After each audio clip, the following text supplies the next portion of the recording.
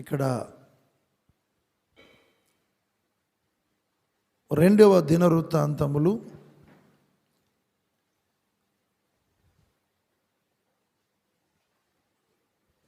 32వ అధ్యాయము. బైబిల్ ఉన్న వారందరూ చదవండి. 32వ అధ్యాయము 15వ వచనం నుండి చదువుదాం.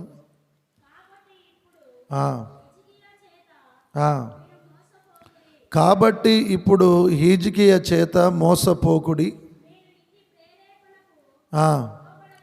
లోబడకుడి, అతన్ని నమ్ముకొనకుడి. ఏ జనుల దేవుడైనను, ఏ రాజులకు దేవుడైనను తమ జనులను నా చేతిలో నుండి, మా పితరుల చేతిలో నుండి కానీ విడిపింపలేకపోగా మీ దేవుడు నా చేతిలో నుండి మిమ్మును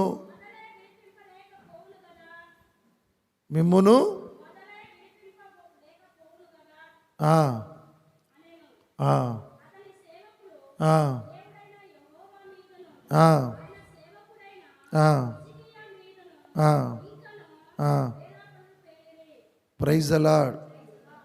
ఇక్కడ ఎవరు ఈ మాట మాట్లాడేది అంటే అష్షూరు రాజైన సన్వెరిబు. ఈయన ఒక ఉత్తరముగా రాస్తూ ఉన్నాడు యూదా రాజైన హిజ్కియాకు. ఇక్కడ ఈ అష్షూరియులు అనేది ఇజ్రాయేలీయుల వాళ్ళ ప్రయాణములో ఎన్నోసార్లు అడ్డుకున్నవారు. వాళ్ళు దేవుడంటే కూడా లెక్క చేయకుండా అడ్డగోలుగా ప్రవర్తించిన వారు. ఇక్కడ యూదకు రాజైన హిజ్కియా పట్ల, హిజ్కియాను మీరు నమ్మకండి. ఎవరితో అంటున్నాడు? యూదా ప్రజలతో అంటున్నాడు. ఆయన ప్రజలు కాదు, ఆయన దేశము కాదు, ఆయనకు సంబంధించినది ఏం లేదు. కానీ ఇక్కడ వీళ్ళను కూడా తన వశం చేసుకోవడానికి హిజ్కియా రాజు యొక్క మాటలకు మీరు మోసపోకండి. ఎవరి దేవుడైనా, ఏ రాజుల దేవుడైనా మా పితరుల కాలము నుండి మా చేతిలో నుండి ఎవరైనా విడిపించిర్రా? విడిపించలేదు కదా. ఇప్పుడు కూడా నా బారి నుండి మిమ్ములను కానీ మీ రాజును కానీ ఎవరు విడిపించలేరు, ఏ దేవుడు విడిపించలేడు అని గర్వముతో కూడిన మాటలు ఒక పత్రిక ద్వారా రాసి పంపించాడు. దానిని తీసుకున్న యూదా రాజైన హిజ్కియా ఏం చేశాడంటే 2వ రాజుల గ్రంథము 19వ అధ్యాయము 1 నుండి 4 వరకు చదువుకుందాం. హిజ్కియా విని తన బట్టలను చింపుకొని గోనె బట్ట కట్టుకొని యెహోవా మందిరమునకు పోయి, ప్రైజ్ ది లార్డ్, ఎప్పుడైతే అష్షూరియు రాజు అయిన సన్వెరిబు యొక్క వాని భయంకరమైన మాటలకు, అవమానపరిచే మాటలు, దేవుని ప్రజలను, రాజును అతడు నోటికొచ్చినట్టు మాట్లాడిన ఆ మాటలతో కూడిన ఆ ఉత్తరమును తీసుకొని, పత్రికను తీసుకొని దేవుడైన యెహోవా మందిరములోనికి వెళ్ళాడు. ఎవరిని సంప్రదించలే, దేవుని మందిరములోనికి వెళ్ళి ప్రార్థన చేస్తూ ఉన్నాడు. ఈ రోజున నీ బలము తక్కువగా ఉండి, నీ కులము తక్కువగా ఉండి, ఇతరుల యొక్క బలాలు కానీ కులాలు కానీ నీ మీద అనేక రకాలుగా మోసపూరితమైన మాటలు, నీకు చిన్న చూపు కలిగించే మాటలు, నిన్ను ఒంటరి చేసే మాటలు, నీ వైపున ఉన్న వాళ్ళని తన వైపు మలుపుకోవాలని ఎన్నో రకరకాలుగా ప్రవర్తించేవారు ఉన్నారు. అవన్నీ వినండి. హిజ్కియా వలె విని దేవుడైన యేసయ్య దగ్గరకు వచ్చి మీరు ప్రార్థన చేయండి. ఇది మంచి లక్షణం. ఇది చాలా మందిని చూస్తూ ఉన్నాం. మీరు వినండి, చాలా శ్రద్ధగా వినండి. ప్రియమైన దేవుని బిడ్డలారా, 1వ అధ్యాయములో దేవుడైన యెహోవా మందిరములోనికి వచ్చి కన్నీరు విడుస్తూ ఆయన బట్టలు చింపుకొని ప్రార్థన చేస్తూ ఉన్నాడు.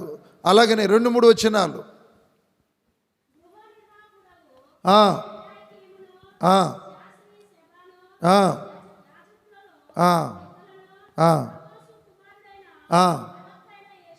ఆమోసు కుమారుడైన ప్రవక్తయగు యెషయా యొద్దకు పంపెను. మీరు గోనె బట్ట కట్టుకొని అతని యొద్దకు వచ్చి అతనితో ఇట్లనిరి. Praise the lord. నేను దేవుని మందిరములో నేను ప్రార్థిస్తా, కానీ మీరు యెషయా ప్రవక్త దగ్గరికి వెళ్ళండి. ఒక సమస్య వచ్చినప్పుడు నీవు దేవుని దగ్గర విజ్ఞాపన చేయాలి. 1. 2వది దైవజనునికి చెప్పాలి. 2. ఈ 2 లక్షణాలు ఉన్న వ్యక్తి దేవునికి ఇష్టడు. ఇలాగా ఉండాలి ప్రియమైన దేవుని బిడ్డలారా. అయితే ఎప్పుడైతే హిజ్కియా దగ్గరికి వెళ్ళి కొందరు మనస్సులు ఇక్కడ అష్షూరు రాజైన సన్వెరిబు గురించి చెప్పారో, రాజుల 2వ దినవృత్తాంతములు 32వ అధ్యాయము 29 నుంచి 21 వరకు చదువుకుందాం. 20 నుండి చూడండి. 20 నుండి 21 వరకు.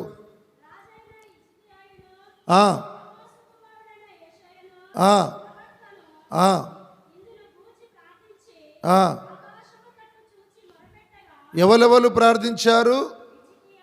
రాజైన హిజ్కియాను, ఆమోసు కుమారుడైన ప్రవక్త అయిన యెషయాను ఆకాశము తట్టు చూచి మొరపెట్టగా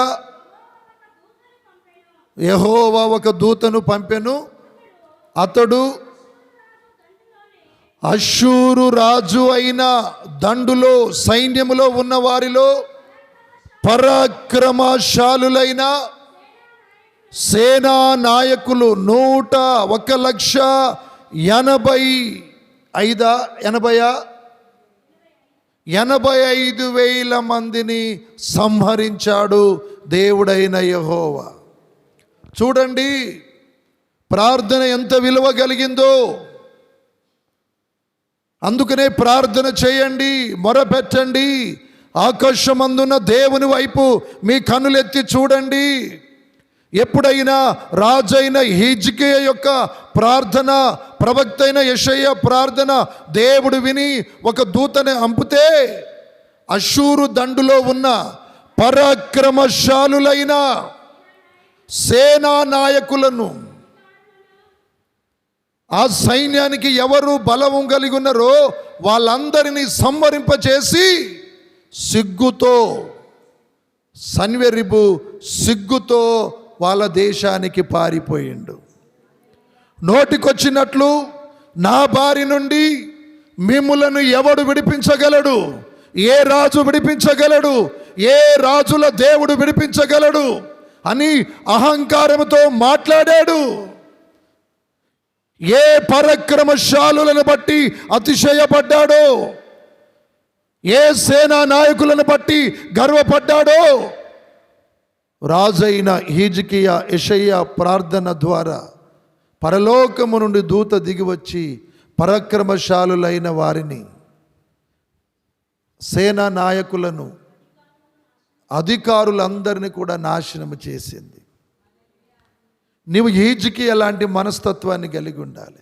హిజ్కియా లాంటి ప్రవక్తలాగా ఉండాలి. ఆకాశము తట్టు దేవుని వైపు చూడాలి. సమస్య వచ్చినప్పుడు లోకం వైపు చూడకూడదు, అటు ఇటు చూడకూడదు, నరులను ఆశ్రయించకూడదు.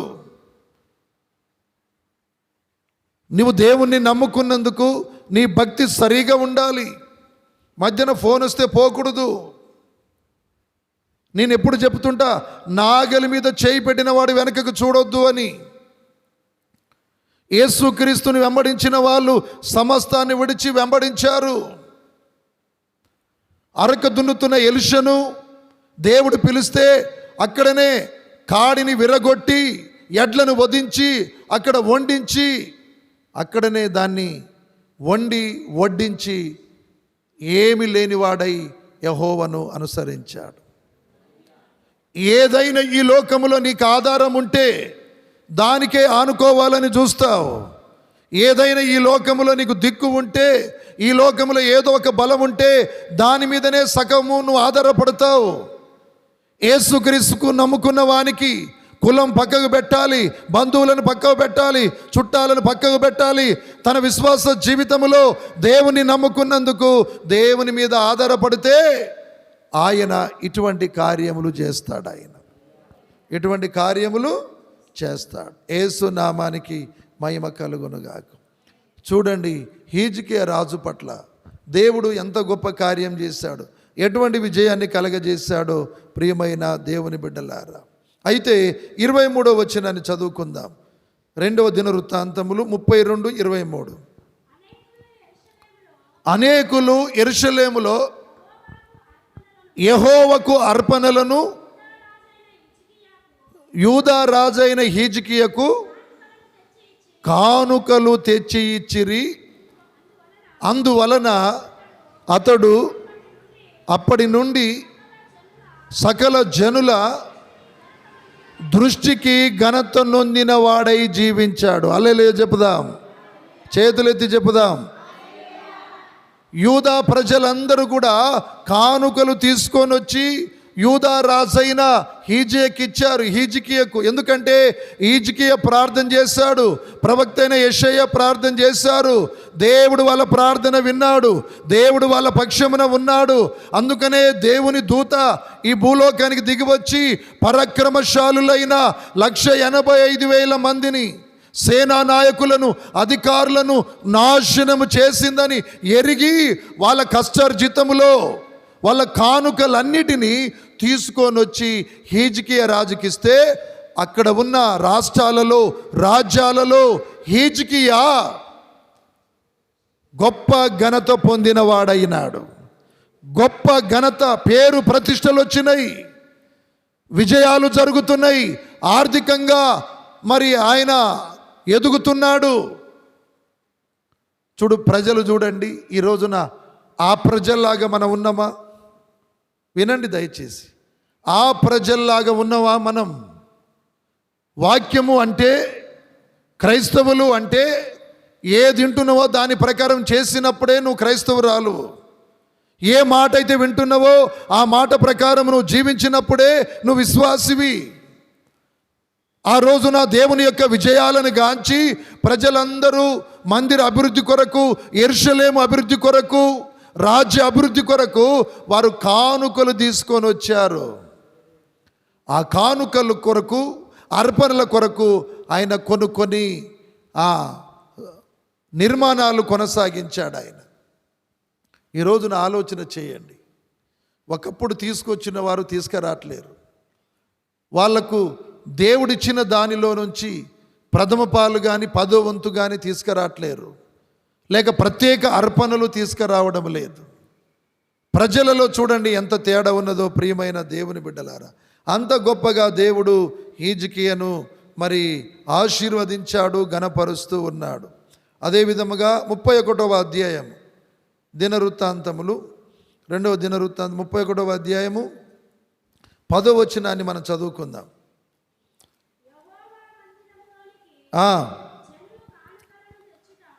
యెహోవా మందిరములోనికి జనులు కానుకలు తెచ్చుట మొదలు పెట్టినప్పటి నుండి నేను సమృద్ధిగా భోజనము చేసినను ఇంకా చాలా మిగులుచున్నది. హల్లెలూయా చెప్పుదాం. ఎప్పుడైతే దేవుని దగ్గరికి కానుకలు తీసుకురావడం మొదలు పెడతామో ఆ రోజు నుంచి నీకు అన్ని విషయాలలో నీకు తృప్తి కలుగుతుంది. తృప్తి ద్వారా తిన్నందుకు, తాగినందుకు, కట్టుకున్నందుకు అన్నీ అయిపోయిన తర్వాత కూడా ఇంకా మిగులుతాదని లేఖనము సెలవిస్తూ ఉన్నది. ఎప్పటి నుంచి మిగలడం మొదలైంది? ఎప్పటి నుండి కూడబెట్టుకోగలిగినావు? ఎప్పటి నుండి ఆర్థికంగా నువ్వు ఎదుగుతున్నావు? ఆస్తిపాస్తుల విషయంలో ఎదుగుతున్నావంటే దేవుని దగ్గరికి కానుకలు తీసుకురావడము మొదలు పెట్టినప్పటి నుండి. ఎంత తిన్నా ఇంకా మిగులుతూనే ఉన్నది. దేవుడు ఆకాశ ద్వారాలు తెరిస్తే వాళ్ళు ఎంతగా తృప్తి తీర తిన్నా ఆ మన్న తరగలేదు. ఏ పూటకు ఆ పూట, ఏ రోజుకు ఆ రోజు తృప్తి దూర తిన్నా ఇంకా మిగిలింది కానీ తరగలే. ఆయన ఆకాశ వాక్యాలు విప్పితే అలాగ ఉంటుందన్న విషయాన్ని పరిశుద్ధ ఆత్మ దేవుడు తెలియపరుస్తూ ఉన్నాడు. దేవుని దగ్గరికి తీసుకురావడము మొదలుపెట్టిన రోజు నుంచి నీ జీవితంలో ఒక మార్పును చూడగలుగుతావు. అది బియ్యము కావచ్చు, పశువులలో దూడలు కావచ్చు, మేకలలో మేకపిల్లలు కావచ్చు, వరి ధాన్యములో మరి ప్రియమైన దేవుని బిడ్డ ఒడ్ల విషయములోను, పత్తి విషయములోను, మిరప విషయములోను, నీకు రాబడి అంతటిలో కూడా నీ ఉద్యోగము వ్యాపార విషయములోను నువ్వు ఎప్పుడైతే కానుకలు దేవుని దగ్గరికి తీసుకురావడం మొదలవుతావో అప్పటి నుండి సంపాదించగలుగుతావు, కొనగలుగుతావు కానీ అమ్మవు. మా అన్న ఉన్నాడు, 2 రూములు ఉంటాయి. ఆ 2 రూములలో ఒకటి నాకు, ఒకటి మా అన్నకు. ఒక్క గుంట కూడా మాకు లేదు. ఎప్పుడైతే ఆ ఒక్క గుంటతోటి భార్య భర్తలు కష్టపడి పనిచేస్తూ మరి అన్నాన్ని కూడా చూడడు, ప్రతి మీటింగుకు 2000 3000 ఇంట్లోకి పిలిచి 500 కానుక పెట్టడం జరుగుతున్నది. ఇలా చేస్తున్నప్పుడు నేను ప్రార్థన చేయడం జరుగుతున్నది. హిజ్కియా మొరను దేవుడు విన్నాడు, యెషయా ప్రవక్త మొరను విన్నాడు. ఇలాగ జరుగుతున్న తరుణంలో క్రమక్రమముగా ఆ ఒక్క రూమ్ దంటకు నా రూమును కూడా ఆయనకు అమ్మేసిన. 2 రూములు అయినాయి. ఒక 10 గుంటలు పొలం కొన్నాడు, దానికి డబల్ రేటు దేవుడు కలగజేశాడు. కొన్ని లక్షలు వడ్డీకిచ్చుకున్నారు. బాబుసాయిపేటలో రోడ్డు పక్కనే మనం ప్రార్థన పెట్టిన స్థలము మంచి ప్లాట్స్ కూడా 2.5 గుంటలు ఉన్నది. ఇంకా ఇల్లు కొనాలని చూసుకుంటున్నారు. నేను ఒక్కడే మాట చెప్తున్నా, ఎప్పుడు ఎదుగుదల, ఎప్పుడు నీకు ఘనత ప్రారంభమైద్దో, ఎప్పుడు నీలో నీ కుటుంబంలో తరగని స్థితి ఎప్పుడు ఏర్పడుతుందంటే నువ్వు తీసుకురావడము ప్రారంభించినప్పుడు. తీసుకురావడం ప్రారంభిస్తే హిజ్కియా సంతోషించి మందిరాన్ని అభివృద్ధి చేసి అక్కడ దేవుని మందిరపు వస్తువులకు మరి ఏ వస్తువు ఏడపెట్టాలని కొన్ని నిర్మాణాలు కొనసాగించి మరి పాస్కా పండుగ 7 రోజులు జరిగేది. కానీ వీళ్ళు కానుకలు తీసుకొచ్చినందుకు మరలా 7 రోజులు పొడిగించాడు. పండుగలు జరిగితే దేవునికి మహిమ, బలులు అర్పిస్తే ఆ రోజున దేవునికి మహిమ.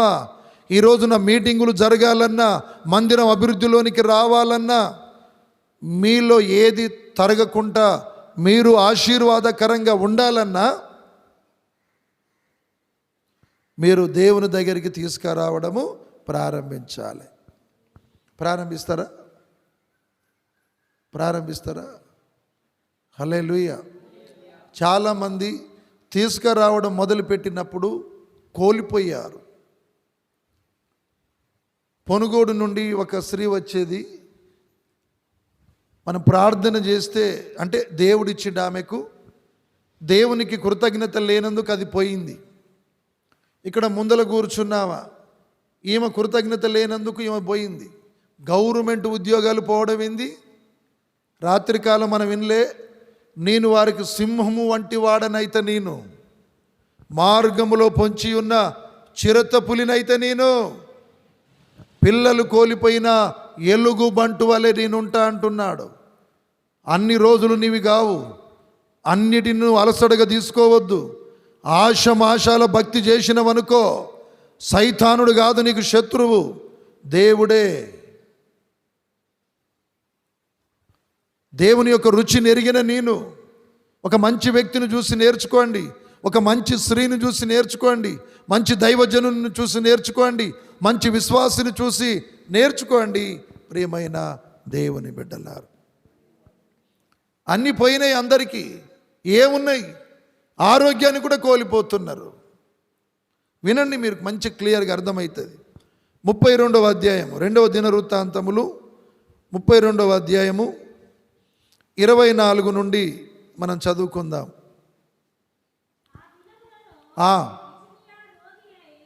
హిజ్కియా రోగి అయి మరణ దశలో ఉండెను.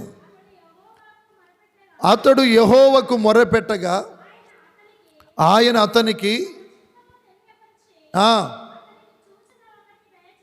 అతనికి తన చిత్తమును తెలియపరిచి అతనికి ఒక సూచన తెలియపరచెను. తల ఎత్తండి, చూడండి నా వైపు. రాజైన హిజ్కియా శత్రువుల మీద గెలిచిండా, గెలవలేదా? చెప్పండి, మాట్లాడండి. ప్రజలందరూ ఆయన దగ్గరికి అర్పణలు, కానుకలు తీసుకొస్తుంటే దానిని బట్టి ఆయనకు మంచి పేరు వచ్చిందా, రాలేదా? వచ్చింది.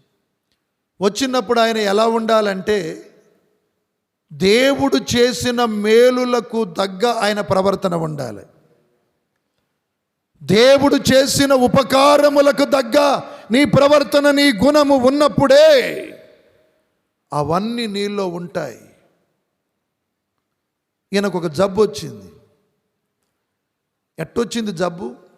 ఎక్కడ చూస్తావు ఆయనకు జబ్బు వచ్చిందని? ఎలా కలిగింది ఆయనకు జబ్బు? అది ఎవరికి తెలియదు. మరణకరమైన జబ్బు వచ్చింది. అప్పుడు దేవుని దగ్గర మొరపెట్టాడు. మొరపెడుతుంటే దేవుడు తన చిత్తములో ఉన్న ఒక సూచనను హిజ్కియా రాజుకు తెలియపరిచాడు. అదేమిటో చదువమ్మ. అయితే హిజ్కియా మనసున గర్వించి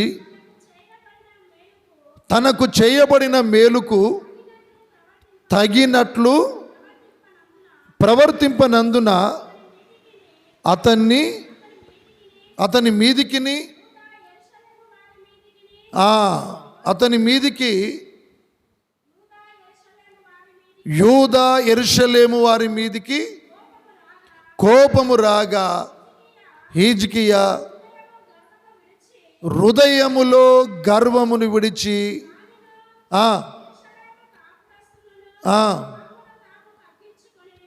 తానును యెరూషలేము కాపురస్తులను తనను తాను తగ్గించుకొనిరి. కనుక హిజ్కియా దినములలో యెహోవా కోపము జనుల మీదికి రాలేదు. హల్లెలూయా చెప్పుదాం. ఇక్కడ దేవుని యొక్క చిత్తములో ఉన్న సూచన ఏమిటంటే, ఇక్కడ హిజ్కియా నీ బయటికి బాగానే ఉన్నావు కానీ మనసునను గర్వించావు. ఎక్కడ గర్వించావు నువ్వు? చూడండి, దేవుడు మానవుల యొక్క హృదయములను ఎరిగినవాడు ఆయన ఒక్కడే. అంటే మన హృదయములో, మన మనస్సులో మనం అతిశయపడొద్దు, గర్వపడొద్దు. బయటికి ఎంత మంచి పేరున్నదో, ఎంత మంచి మాటలు మాట్లాడుతావో నీ హృదయములో కూడా అలాగనే ఉండాలి. నీవు హృదయమున గర్వపడితివి గనుక, ఒకటి, నేను నీకు చేసిన మేలులకు తగ్గ నువ్వు ప్రవర్తించలే, నేను చేసిన మేలులకు తగ్గ నువ్వు మాట్లాడలే, నా మందిరానికి రాలే, నా దగ్గరికి కానుకలు తీసుకురాలే, నేను చేసిన మేలులకు తగ్గ మంచితనం నీలో లేదు, ఒకప్పుడు ఉన్నది ఇప్పుడు లేదు అని మాట్లాడాడు. అందుకనే నీ మీదికి, యూదా వారి మీదికి, యెరూషలేము కాపురస్తుల మీదికి నా కోపం వచ్చింది. భక్తుడైన దావీదు అంటాడు, అయ్యా నీ కోపము వలన నా దేహములో ఉన్న ఆరోగ్యము నన్ను వదిలిపెట్టి వెళ్ళిపోయింది. దేవుని కోపము ఎవరి మీదకి వస్తున్నదో వారిలో ఉన్న ఆరోగ్యము వారి దేహాన్ని వదిలిపెట్టి వెళ్ళిపోద్ది. వారి ఆస్తిపాస్తులలో ఉన్న ధనము కూడా వారిని వదిలిపెట్టి వెళ్ళిపోద్ది. ప్లాట్లు అమ్ముకుంటావు, ఇల్లు అమ్ముకుంటావు, పొలాలు అమ్ముకుంటావు, బంగారం అమ్ముకుంటావు, రోడ్డు మీద కూడా పడతావు. దేవుని కోపము ఎవరి మీదకి వస్తుందో అన్నీ తరిగిపోతాయి. కాబట్టి దేవుని కోపము హిజ్కియా మీదికి రాగా ఆయన ఏమైండు? ఏమో లేపము.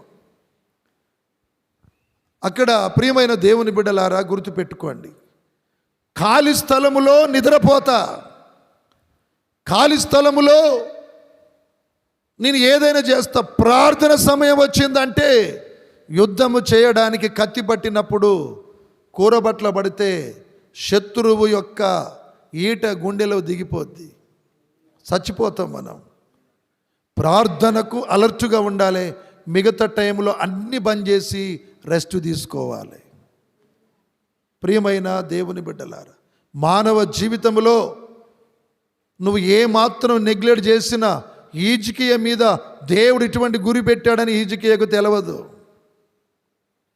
నేను బాగానే ఉన్నా అనుకున్నాడు, కానీ నీ మనసు గర్వపడుతుందని మా అందరికీ ఎవరిని తెలియదు, దేవునికి మాత్రం తెలుసు. అందుకనే హిజ్కియాకు మరణకరమైన జబ్బు వచ్చింది. కానీ ఆయనకున్న ఒక మంచి గుణం ఏంటంటే, దేవుని మాట ఎప్పుడైతే విన్నాడో వెంటనే హిజ్కియా ఏమో గోడ వైపు తిప్పి చిన్న పిల్లగాడు ఏడ్చినట్లే ఏడ్చిండు. అయ్యా, ఇన్నాళ్ళు నేను చిత్తశుద్ధితో నీ సన్నిధిలో నేను ఎట్లా ప్రవర్తించినో నడుచుకున్నానో ఒకసారి నీ కృప చేత జ్ఞాపకం చేసుకో అయ్యా. అవునయ్యా, నా మనసున నేను గర్వపడ్డా, నన్ను క్షమించమని ఆయన ఏడ్చాడు. యెరూషలేము యూదయ కాపురస్తులందరూ తనను తాను తగ్గించుకున్నారు, వారి పాపములు ఒప్పుకున్నారు. అప్పుడు వెంటనే దేవుని కోపము వాళ్ళ మీద నుంచి తొలగిపోయింది. చప్పట్లు కూడా దేవుని మహిమపరుద్దాం.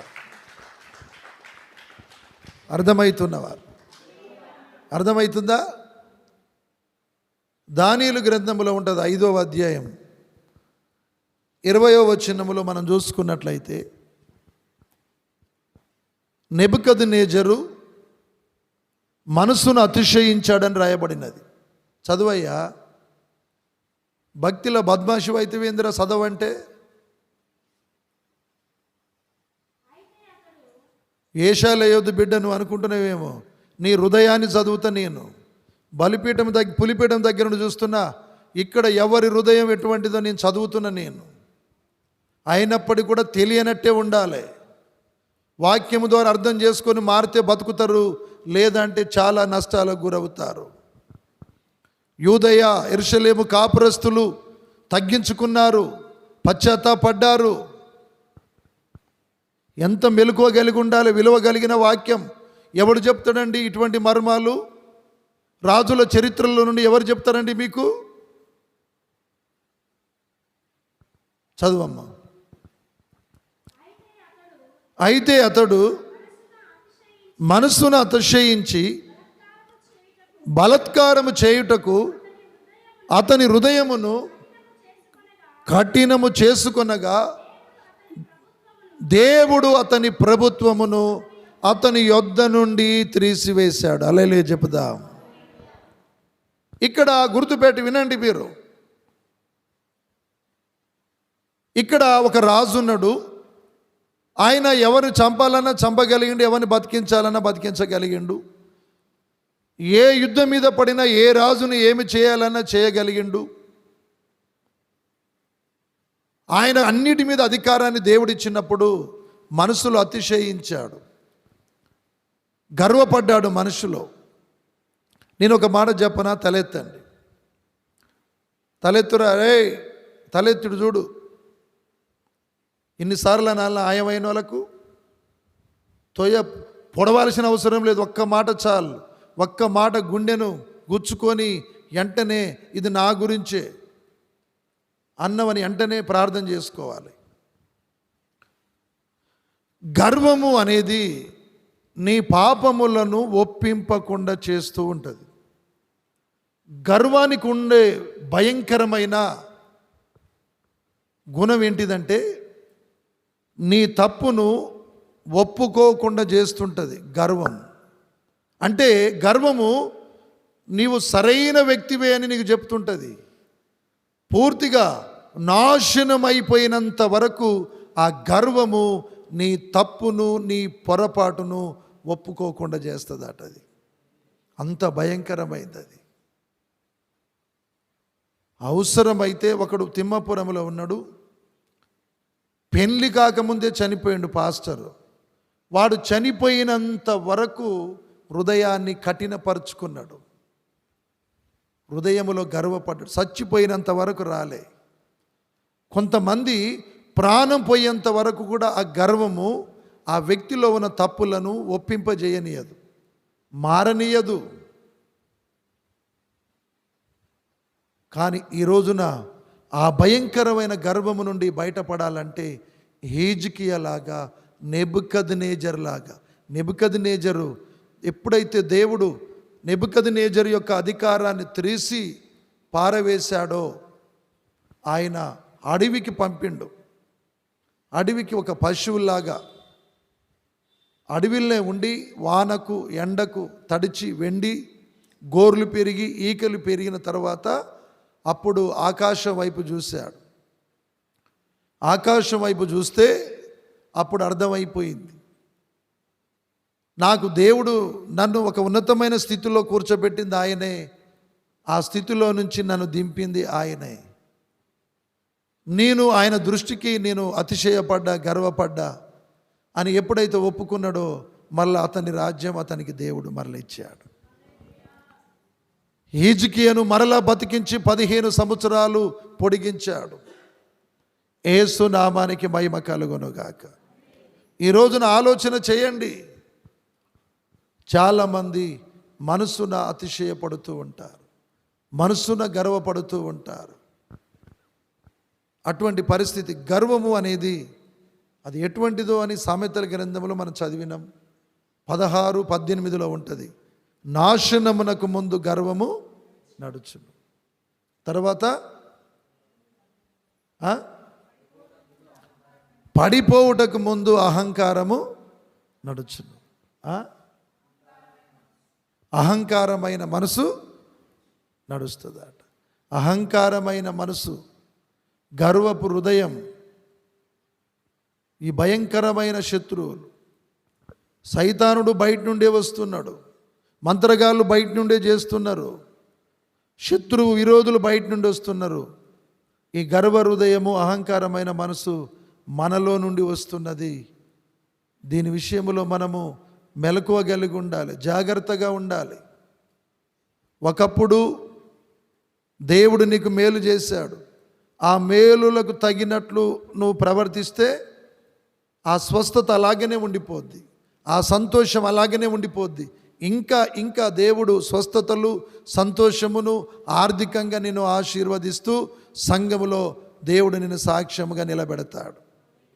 అప్పుడేమో ఒక తీరుగా ఉండి మరలా నువ్వు ఇంకొక రకంగా ఉండి, నా విశ్వాసము ద్వారా నేను బ్రతికినా నాకు ఎవరి సహాయం అవసరం లేదు, దేవుడు నాకు తోడుగా ఉన్నాడు, ఎక్కడ ఉన్నా దేవుడు ఉంటాడని నువ్వు అనుకున్నట్లయితే ఆ మేలుకు దగ్గ నువ్వు ప్రవర్తించిన వ్యక్తివి కాదు. ప్రవక్త అయిన యెషయా హిజ్కియాతో కలిసి ప్రార్థించాడు. హిజ్కియా దేవుని మందిరములో ప్రార్థిస్తూ కొందరిని ప్రవక్త అయిన యెషయా దగ్గరికి పంపాడు. అష్షూరియు రాజైన సన్వెరిబు నోటికొచ్చినట్టు మాట్లాడుతుంటే ఈయన నోటికొచ్చినట్టు మాట్లాడలే, దేవుని దగ్గరికి పోయి ఏడిచాడు. అర్థమవుతున్నవారు, ప్రియమైన దేవుని బిడ్డలారా, అయితే ఇక్కడ ఈ నెబుకద్నెజరు యొక్క కొడుకు 23వ వచనంలో చూడండి, దానియేలు 5:23,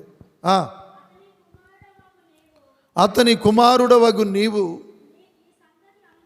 ఈ సంగతి అంతయు, దానియేలు అంటున్నాడు, మీ నాయన సంగతి ఏందో నేను చెప్పిన. ఇప్పుడు ఆయన మనసును అతిశయించాడు, అతని యొక్క రాజ్యం అతని నుండి త్రీసేయబడినది, పశువులాగా అడవిలోనే బతికిపోయిండు మీ నాయన. ఇన్ని సంగతులు నీకు తెలిసిన తర్వాత ఆయన కుమారుడు అయినా నీకు బుద్ధి రాలేదా, తెలివి లేదా, అర్థం చేసుకోలేదా, ఎవరి పట్ల ఏం జరుగుతుందో నీకు అర్థం కావడం లేదా, వాక్యానికి వ్యతిరేకముగా ఆజ్ఞకు అవిధేయత చూపి ఆత్మను దుఃఖపెడితే ఏం జరుగుతుందో నీకు తెలియదా? దానియేలు అంటున్నాడు, ఎవరు? బెల్షెజరుతోటి. చదువమ్మా. నీ మనస్సును అణుచుకొనక పరలోకమందున్న ప్రభువు మీద నిన్ను నీవే హెచ్చించుకుంటావయ్యా. నువ్వు పరలోకమందున దేవుని మీద నిన్ను నువ్వు హెచ్చించుకొని యెరూషలేము దేవాలయం నుండి మీరు ఆయన తీసుకొని వచ్చి అక్కడ దేవాలయానికి సంబంధించిన ఆ వెండి బంగారపు వస్తువులను, ఆ ఉపకరణములను అందులో అడ్డగోలిగా మీరు తింటారు, తాగుతారు. అది దేవుని వస్తువు. అది ఆ వస్తువులో నువ్వు తినొద్దు, తాగొద్దు. నువ్వు ఎంత పాపివైన దేవుడు నీకు క్షమిస్తాడు, కానీ ఆయనతో నీకు సమానం అవసరం లేదు. దైవజనునితో నీకు సమానం అవసరం లేదు. ఆయన పల్లెముతో నీకు సమానం అవసరం లేదు. ఆయన బాటిల్తో నీకు సంబంధం అవసరం లేదు. ఆయన కూర్చునే సీటుతో నీకు సంబంధం లేదు. పరమ దరిద్రులు, భ్రష్టులైపోయిర్రు. అనుకున్నాం, లేపండి. యేసు నామానికి మహిమ కలుగునుగాక. అర్థమవుతుందా? అనుకున్నామని సంగతి చెప్పింది. నేను బాగా గుర్తుపెట్టుకో. మా గురువు గారు ఎదుట నిలబడ్డానికి కూడా రాత్రి కూడా నాకు కల వచ్చింది. తామసయ్య గారు వచ్చిండు, ఈ మందిరాన్ని అంతా చూసిండు, ఈ మూలకు వచ్చిండు కొబ్బరి చెట్టు దగ్గర.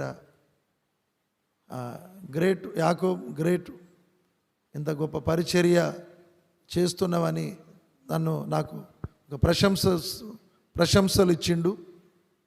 అంటే నేను అయ్యా, చూస్తానికి ఇట్ట ఉన్నా కానీ చాలా బలహీనం అయిపోయిన నేను, అంటే ఎంతో దీని కొరకు కొద్దిగా శ్రమపడ్డామంటే భరించడం, మొత్తుకోవడం, అటువంటి పరిస్థితి. అయితే బలహీనంగా ఉన్నంటే ఏం కాదు, నేను ప్రార్థన చేస్తాను చెప్పిండు ఆయన. ఇది అయిపోయిన తర్వాత బాబుసాయిపేటలో ఒకడు చావు బతుకులో ఉన్నాడు. ఆ వ్యక్తి మంచిగా బ్రతికి మనలాగనే ముఖం ఉండి మనలాగనే దేహం తయారై ఆ వ్యక్తి సజీవుడై ఉన్నట్లు దేవుడు చూపించాడు. అటువంటి దైవజనుని విషయంలో నేను ఎన్నడూ కూడా నా సీటు నాకు వెనకకు వస్తుంది. ఆయన కూర్చున్న సీటు అట్టనే ఉండిపోవాలి. బతికున్నంత వరకు ఆయన సీట్లో కూర్చోను. అందరూ కూర్చున్నారు, అడ్రస్ లేకుండా పోయారు. ఉన్నారు, బతికిరు, కానీ వాళ్ళకి విలువలు లేవు, గౌరవాలు లేవు, సేవకులు కాలే. సేవకులైనా గింత సేవకులే అయ్యారు. కాబట్టి దేవుని ఆత్మ ఎవరిలోనైతే ఉంటుందో ఆత్మ ఫలములు వానిలో ఉంటాయి. ప్రేమ అనేది ఆత్మ లేకుండా ప్రేమ ఉండనే ఉండదు. ఈ ఫలములు కాసేది ఆత్మకే. హల్లెలూయా చెబుదాం. దేవుని ఆత్మ ద్వారా ఎవరు నడిపించబడతారో, అన్య భాషల్లో ఎవరు మాట్లాడతారో, అబ్బా తండ్రి అని ఎవరైతే అంటారో వారిలో ఈ ఫలములు ఇతరులకు కనపడతాయి. ఆ రోజునే గుర్తించిన దైవజనుడే, ఆయన స్థానం ఆయనదే, ఆయనతో పోల్చుకోవద్దు. చాలామందిని చూస్తున్నా, సింపుల్గా భావిస్తుంటారు. దైవజనుని అంటే ఉన్నంత మాత్రాన సింపుల్గా భావించుకోవద్దు. నువ్వు దైవజనుని కాదు కదా, నీకెంత తెలిసినా నువ్వు దైవజనుని కాదు కదా, నీకెన్ని పాటలు వచ్చినా నువ్వు దైవజనుని కాదు కదా, నీకెంత వాక్యం తెలిసినా నువ్వు దైవజనుని కాదు కదా, యాజక వస్త్రాన్ని ధరించలేదు కదా, దేవుడు నిన్ను అభిషేకించలేదు కదా, పులిపీఠం మీద నిన్ను నిలబెట్టలేదు కదా, నువ్వు ఎందుకు అతిశయపడుతున్నావు? దేనికి పనికిరానుడైనా పులిపీఠం దగ్గర ఉంటే వాడిని గౌరవించాలి. నా పిల్లలను నేను దేవునికి అప్పగించిన మా ఆత్మీయ తండ్రి యొక్క పిల్లలను ఎంత గౌరవించి నెరికేనా? ప్రియమైన దేవుని బిడ్డలారా, బతుకు అంటే బతుకొచ్చు, కానీ ఆ బతుకుకు విలువ ఉండాలి. ఈ రోజున మనం గమనిస్తే ఈ బెల్షెజర్ అనే వ్యక్తి ఆయన వాళ్ళ తండ్రిని చూసైనా నేర్చుకోలే, మారలే. ఆయన పరలోకములో ఉన్న దేవుని కంటే ఆయన హెచ్చించుకున్నాడు. ఈయన మనస్సును అణుచుకోలేదు. సామెతల గ్రంథంలో ఏమున్నది? సామెతల గ్రంథము 25-28 వచనం. ఆ, ఆ. ఇప్పుడు 25, 28 అన్నా కదా నేను, అంతే నాన్న. నిన్ను ఓడి చదవన్నాడు. ఏమైందిరా నీకు? మైండ్ను అపవిత్రం చేసుకున్న పాపిష్టోడా, కట్టుకున్న దాన్ని అడ్రస్ లేకుండా పంపిన నేను. నీతి తప్పిండంటే మాత్రం కన్నవాడైనా సరే నేను ఊకోను. మనసు చాలా విలువ కలిగిందై ఉండాలి. నేను ఏం చెప్పిన 25వ అధ్యాయము 28వ వచనం చదువమ్మ. ప్రాకారము లేక పాడైన పురం ఎట్టిదో తన మనస్సును అణుచుకోలేని వాని పరిస్థితి కూడా అంతే. అల్లలే చెబుదాం. Praise the Lord. గమనించండి, అర్థమవుతున్నవారు. మీరు ఎప్పుడు వినే వాక్యాలు చెప్తలేను, ఎక్కడెక్కడియో లోతు చెప్తున్నా. రాజుల గ్రంథాలలో ఉన్నాయి. ఈజికేది ఆడనో ఉన్నది, కానీ ఆయనకి ఎందుకు జబ్బు వచ్చిందో ఈడ అర్థం తెలుసుకున్నావు. ఇంతవాడికి ఎన్నడూ తెలియదు నీకు, అంతేనామా? జబ్బు వచ్చింది, కానీ ఎట్టొచ్చింది? ఆయన కోపం ఎందుకు వచ్చింది అనేది దినవృత్తాంతంలో. అయ్యా నేను ఏం చదవని ప్రభు అని అడిగితే, ఇక్కడ రాజుల గ్రంథాలు, దినవృత్తాంతములు ఎవరు పట్టించుకోరు. మొదటి దినవృత్తాంతములు, రెండో దినవృత్తాంతం చదివితే అన్ని చరిత్రలు అందులోనే ఉంటాయి. సమూయేలు మొదటి గ్రంథం, రాజుల మొదటి గ్రంథం, రెండవ గ్రంథాలు అన్నీ అందులోనే ఉంటాయి. రాజుల చరిత్రలు మొత్తం అన్నీ ఉంటాయి. యేసుక్రీస్తు యొక్క వంశావళి, ఎవరికి ఎవరెవరు పుట్టిరో వాళ్ళందరూ, ఎవరు ఎన్ని సంవత్సరాలు యెరూషలేమును యూదయను ఏలారో అందరూ అక్కడ ఉంటారు. అది చదువుకోవాలి. యేసు నామానికి మహిమ కలుగునుగాక. ప్రాకారము లేని పురము, ఏ పట్టణము చుట్టూ అయితే ప్రాకారము గోడ ఉండదో అందరూ ఆ పట్టణంలోనికి వస్తారు. ఇప్పుడు కూడా మనకు ముందల గోడ లేకపోతే గొడ్లు వస్తున్నాయి, మేకలు వస్తున్నాయి, ఎవరెవరో వచ్చి నీళ్ళు పట్టకపోతారు. చుట్టూ గోడ ఉండి గేట్ ఉంటే ఎవరు పడితే వాళ్ళు వస్తారా? అందుకనే మనస్సును అణుచుకోలేని వాడుకుట, నేను తాగను, నేను తినను, నేను అడగోలిగా మాట్లాడను, వాళ్ళ వైపు చూడను, వాళ్ళని అనను అని నీ మనస్సును అణుచుకున్నవాడు గొప్పవాడు అన్నట్టు. బెల్షెజరు మీ తండ్రి సంగతులన్నీ ఇన్నాక కూడా ఎందుకు నీవు కూడా నీ మనసును అణుచుకుంటలేవు? పరలోకములో ఉన్న దేవుని కంటే నువ్వు గొప్పనిగా ఎందుకు నువ్వు మాట్లాడుతున్నావు? నువ్వు తినడానికి నీకు పల్లెలు లేవా? దేవుడు నీ యొద్ద నుండి నీ రాజ్యాన్ని తీసేస్తుండాట.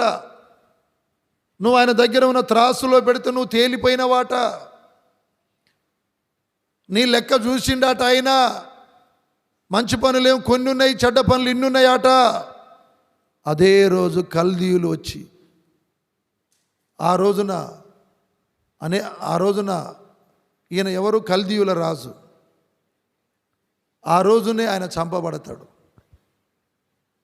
ఈ రోజున ఆలోచన చేయండి. ఈ శుక్రవారం ఈ ఉపవాస ప్రార్థనలో నీ ఆత్మను బలపరిచే ఈ ఉపదేశమును మీరు అంగీకరించండి. మైండ్ చాలా విలువ కలిగింది. అది పెద్ద మోసం అండి. ఎన్ని కూర్చుంటావు, ఏదేదో ఆలోచిస్తుంటావు. ఈ వాక్యం నీకు అర్థం కాదు, నీ మైండ్లోకి పోదు, నీ హృదయంలోనికి పోదు. పాపం కూర్చున్నట్టు కూర్చుంటావు, వచ్చినట్టు వస్తావు, పోయినట్టు పోతుంటావు. నీకు లాభం లేదు. లాభం లేనిది ఎందుకు? యేసు నామానికి మహిమ కలుగునుగాక. ప్రియమైన దేవుని బిడ్డలారా, గమనించండి. గర్వపడొద్దు అని కూడా ఇక్కడ వాక్యము సెలవిస్తూ ఉన్నది. హోషేయ గ్రంథములో మనం రాత్రికాలం మనం విన్నాం. 13వ అధ్యాయము 5వ వచనములో, మన మహా ఎండలో కాలిన అరణ్యములో నిన్ను స్నేహించిన వాడను నేనే, వారికి మేత దొరకగా వాళ్ళు తిని తృప్తి పొంది గర్వించి నన్ను మరిచిరి. ఇలా నీకు ఆరోగ్యంగా ఉన్నా గర్వపడొద్దు. ఇలా దేవుడు నీకు మేలు చేస్తే నువ్వు ఎందుకు సాక్ష్యం చెప్తలేవు? ఎందుకు చెప్పలేదురా నువ్వు సాక్ష్యం? కరుణాకర్ నువ్వు బయట తిరిగిరేందుకు సాక్ష్యం చెప్పలే?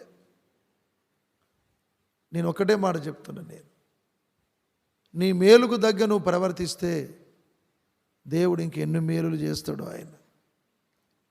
నేను ఎప్పుడు ఎందుకు చెప్తాను అనుకున్నావు? దేవుడు నా తాగుడు బంద్ చేశాడు, కాలు గాయాన్ని స్వస్థపరిచాడు, నాకు మారు మనసునిచ్చాడు, నా కుటుంబాన్ని ఇచ్చాడని ఎందుకు గొప్పగా చెప్పుకుంటున్నా? అది దేవుని బట్టి అతిశయిస్తున్నా నేను. నా ప్రార్థన అంటే ఏంది, వాక్యం అంటే ఏంది, పాట అంటే ఏంది, నాలో ఉన్నాయి చెప్పుకుంటలే నేను. యేసు నామానికి మహిమ కలుగునుగాక. వాళ్ళు తృప్తి పొందిన తర్వాత గర్వపడ్డారు, మంచిగా అయిన తర్వాత దేవుణ్ణి మరిచారని అర్థం. ఒకప్పుడు నీకున్న హృదయం కానీ, నీకున్న మనసు కానీ, ఒకప్పుడు నీకున్న ప్రేమ కానీ, 11 సంవత్సరాలు మందిరం ప్రారంభించిన కాని నుండి ఇప్పటి వరకు ఒకటే క్రమంగా పోతున్ననా, ఏమన్నా ఎగురులో పెడుతున్ననా, అప్పుడున్నట్లే ఆత్మీయంగా ఉన్ననా, ఏమన్నా తగ్గిపోయిందా? అర్థం చేసుకోండి. మనం ఒకప్పుడు ఉన్నది ఆ ప్రేమ కానీ, మంచితనము కానీ, పరిశుద్ధత కానీ, అదే గర్వం వచ్చిందంటే ఎవరిని లెక్క చేయబుద్ధి కాదు. ఒకవేళ పెద్దోళ్ళు మాట్లాడకపోయినా చిన్నోళ్ళమైన మనం దగ్గరికి పోయి మాట్లాడాలి, ప్రైజ్లాడు చెప్పాలి, గౌరవించాలి. నువ్వు దైవజనురాలు కదా కాదు కదా, ఆమెలో ఏ కోణం వల్ల నువ్వు లేవు కదా. ఒకవేళ మీకు ఆమె కంటే ఎక్కువ ఏమైనా ఉంటే ఆమె స్థాయి ఆమెకే. దేవుడు ఆమెను దైవజనురాలుగా అభిషేకించింది. ఒకవేళ నువ్వు దైవజనురాలు అయినప్పుడు అందరూ నిన్ను గౌరవిస్తారు. చిన్న పెద్ద, మంచితనం, మర్యాద, విశ్వాసి, సేవకుడు, సేవకురాలు అనేది ఏది లేకుండా దేవుడు దయ్యాలు వెళ్ళగొట్టిండు, గర్భఫలాలు ఇచ్చిండు, త్రాగుబోతులను మార్చిండు, రోగులను స్వస్థపరిచిండు. ఏమి లేనోళ్ళు కూడా క్రమక్రమంగా ధనవంతులు అవుతున్నారు. ఆయన ఎవ్వరికి తక్కువ చేయడండి. మీరు వినండి, నా మాట వినండి. నేను ఒక్కటే మాట, దేవునితో మనం పెనవేసుకున్నామంటే మన ప్రాణము తప్ప మనల్ని ఏది విడదీయకూడదు. ప్రాణం పోయినప్పుడు తప్ప మనం దూరం అయిపోతాం. అది కూడా పరలోకంలో కలుసుకుంటాం, కానీ ఈ భూమి మీద ఏ సమస్య కూడా మనల్ని వేరు చేయకూడదు.